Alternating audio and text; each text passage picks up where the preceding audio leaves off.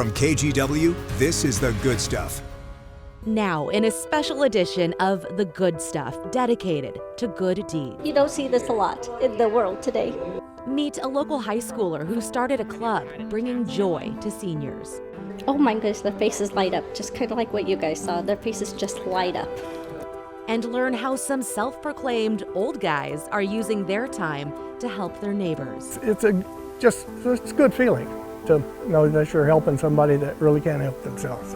Plus, get a look at the typewriter gifted to a Portland shop from one of the most famous actors around. Then, I feel very, very blessed. see how a Portland mother now has peace of mind thanks to the Red Cross.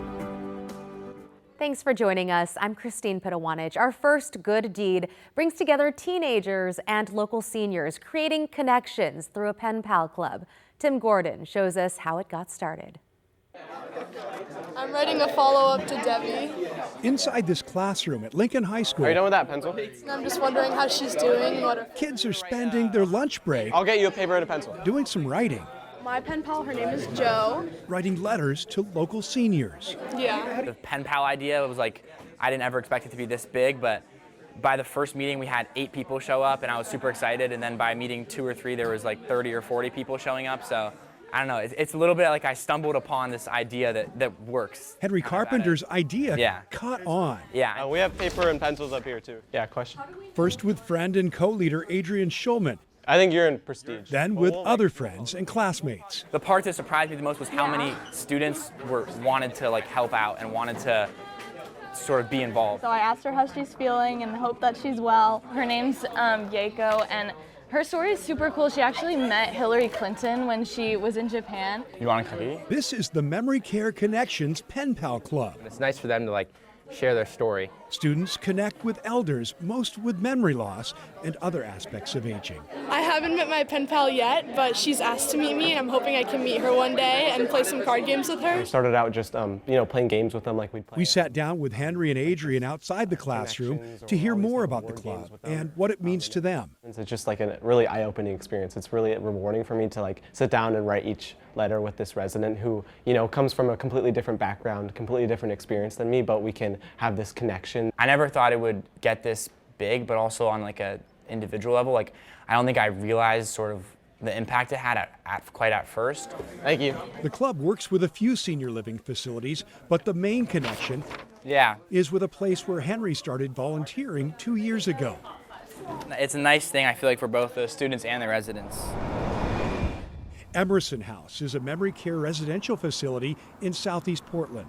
Henry liked volunteering here so much, Hey, Michelle. he wanted to get other teens involved. How are you? He is one special kid. Okay. From club time in the classroom Hey, guys. to delivery day, How is everybody? a core group of students go on Sunday afternoons, Oh, they're here again. Oh, goody. Great.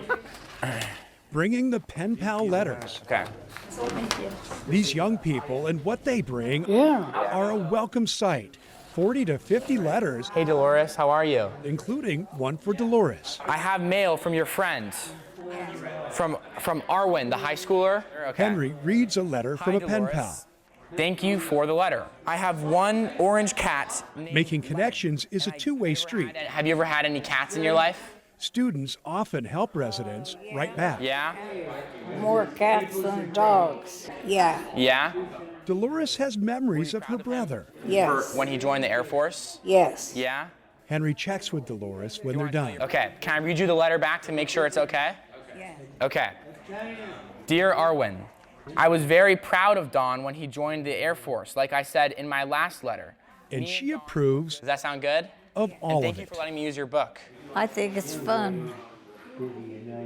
And I think, the kids like it a lot, I wanted to ask you for advice because I know you've hunted in the past. Yeah. The connecting happens across the room with Thomas and Richard, A lot of elk, yeah. They're huge. Yeah. with McClay and Laura. Did you play any instruments?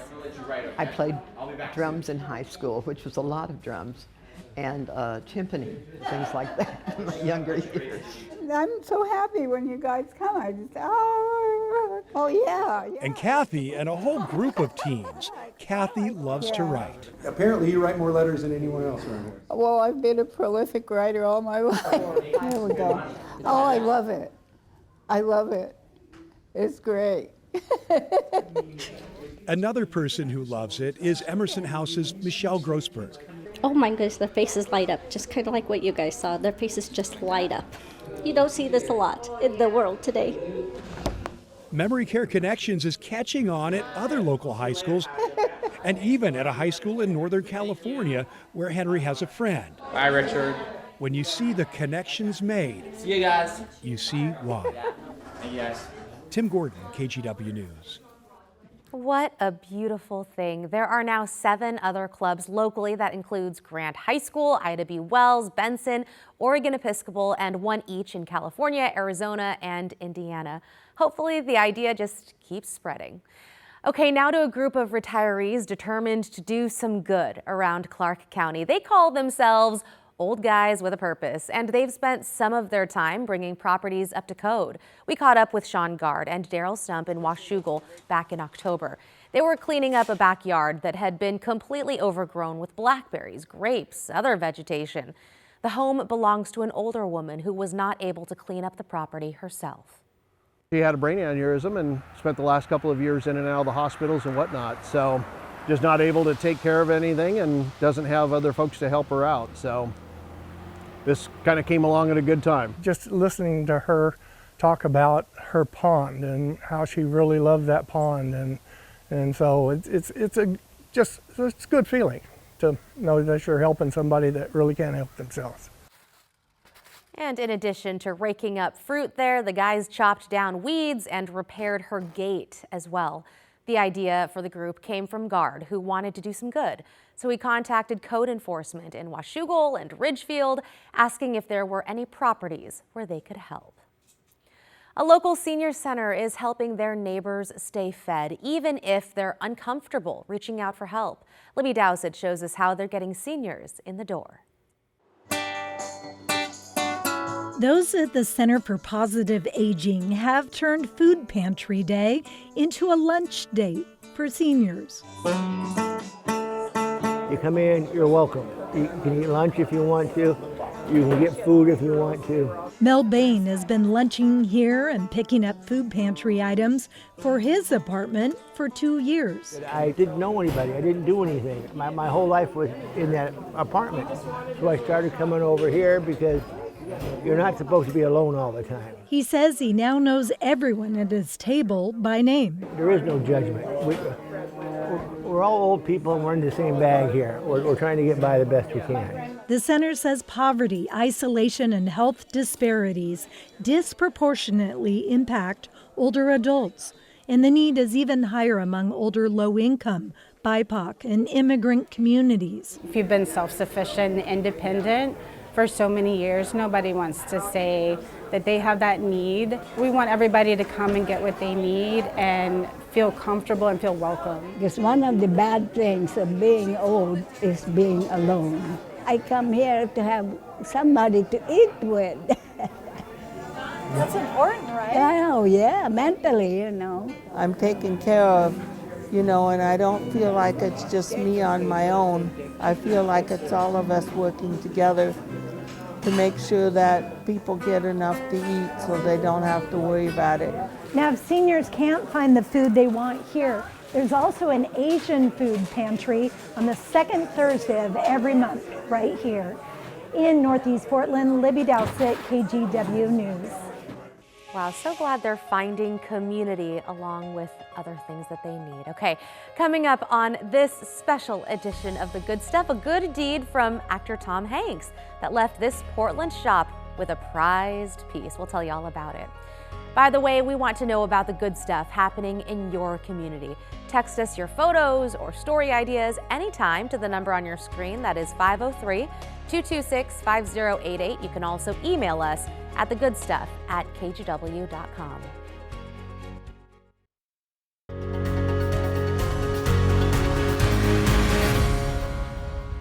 Welcome back to this special edition of The Good Stuff. Our next good deed came from one of the most famous actors in Hollywood. 2 years ago, Tom Hanks told the owner of a Portland typewriter shop that he'd send him a signed machine from his collection. After months of not receiving it, the shop owner figured it wasn't going to happen. Devin Haskins shows us the moment in September that changed.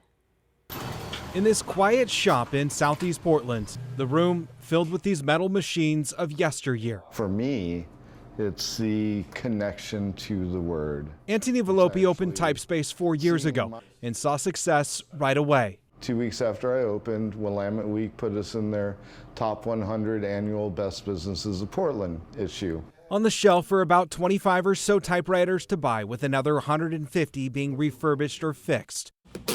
Every piece here has written a story.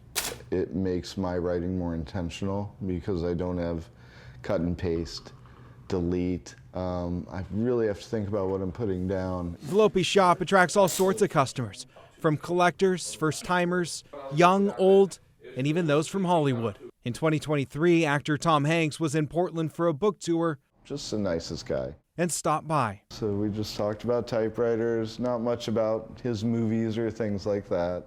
Hanks, a typewriter aficionado, stayed about an hour, bought one of the typewriters for his own use, and left. On the way out, he said, hey, I'm going to send you an autographed typewriter out of my collection. That was 2023. I had kind of forgot about it altogether.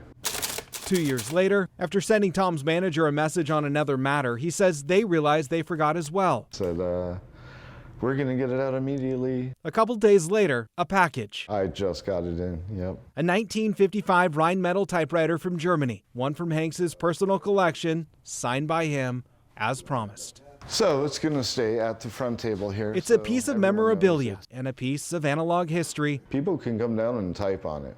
That's great. It's not hands off. Proudly displayed, sitting front and center at Typespace. In Southeast Portland, Devin Haskins, KGW News. Aw, that is so cool. Gotta visit that shop. Still to come, a woman who is deaf and survived a fire at her home is given peace of mind, the device that'll help her sleep a little easier.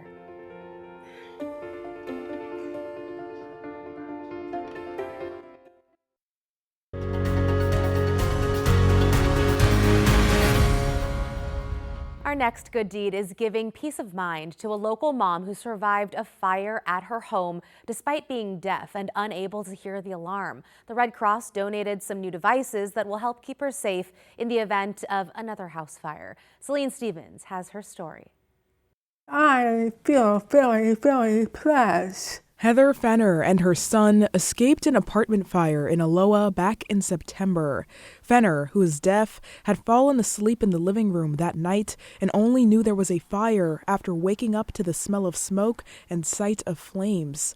That trauma still lingers with her. I'm worried about what will happen again if I'm in my bed. Before that started yesterday, I've been sleeping on the couch. But now, Fenner can finally sleep in her own bed, thanks to these new devices installed by the Red Cross Wednesday.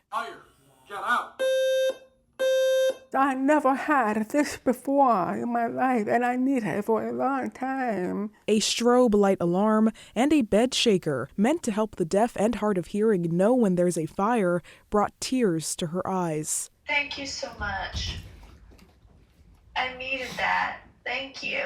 Her dad says these new devices come as a relief to him. It just gives me great peace of mind to know that her and my grandson will be safe in the future if this were to happen again. Here's how they work. The strobe is a regular smoke alarm, right? It detects smoke in and of itself, and in addition to sounding that very piercing alarm, it will flash the strobe as a visual signal to folks who are deaf or hard of hearing. As for the bed shaker, one part of it sits on Fenner's nightstand. When it hears the smoke alarm, its own alarm goes off, and the part that goes under her mattress starts to vibrate. It's got a puck, a puck that's connected to this unit, which is under the mattress. And it will vibrate and alert the individual physically that there's an alarm sounding. Fenner saying she now feels completely secure in her new home. That way I can not have to worry about hearing it. and I can feel it. We know we'll be safe with us. Celine Stevens, KGW News. So glad she feels more at ease. By the way, you can buy the devices, but also if you qualify, the Red Cross can provide them to you. Still to come, a night of baseball that was about so much more than just the game. The special fans who experienced the ultimate good deed. Stay with us. Welcome back. Our last story is a blast back to summer and a night at the Hillsborough Ballpark that was anything but ordinary. People had a chance to share how they were given new life through organ donations, as well as remember those who chose to give. Catherine Cook brings us their tributes. Every little kid loves baseball. That includes Brian Cofield. He was into baseball major. He loved baseball. Which is why his mom, Leslie, was so tickled to throw out the first pitch at Thursday's Hillsborough Hops game. Whoa! This was all for Brian. 32 years ago, he passed away after an accident. He was just 7. When I heard my son's name, it was just like, oh, that was everything. Leslie asked doctors if Brian could donate some of his organs, and they said yes, his corneas and heart valves. 2 people had their sight restored from his corneas. Knowing that fueled Leslie to spend the next 30 years volunteering for Vision Gift, the eye bank for Oregon and Southwest Washington. Karina Patzer is grateful for her partnership. I think we hear a lot of stories about recipients, and you don't see as much how it impacts donor families. And I think Leslie is a perfect example of that and how much it's meant to her. On this night, many others gathered to watch a game and honor the donors who gave them the gift of life, like Jeannie Leeson. She received a liver transplant 2 years ago. How many people go on the transplant list every day, and how many people die every day for not getting a transplant? It's very humbling to me. It makes me cry to think that I got this amazing gift. Kristen Bird knows about gifts. And so it's a gift to know that we were able to donate his organs to help other people. Her son Jaden died 2 years ago in a car crash. He had just turned 18 and chose to be a donor. It fulfills my heart knowing that his heart's out there still beating to help somebody else. Deciding to be an organ donor is one thing, but advocates say a key part of that is telling loved ones about your decision so they can be prepared for their part. And at the time of a loss, we have to talk to a family, and if they haven't had that conversation, it's more difficult. Nothing about loss is ever easy, even in moments like this, when the shadows grow long on a baseball field and life, for just a moment, seems simple. But Leslie knows somewhere 2 people are watching it all through her son's eyes. In Hillsborough, Catherine Cook, KGW News. What a gift. So beautiful.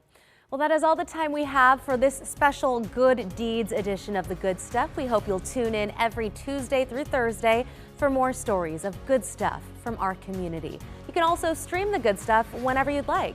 Just download the free kgw-plus TV app. It's available right now on Roku, Apple TV, and Fire TV. Thank you so much for being here with us. We appreciate you.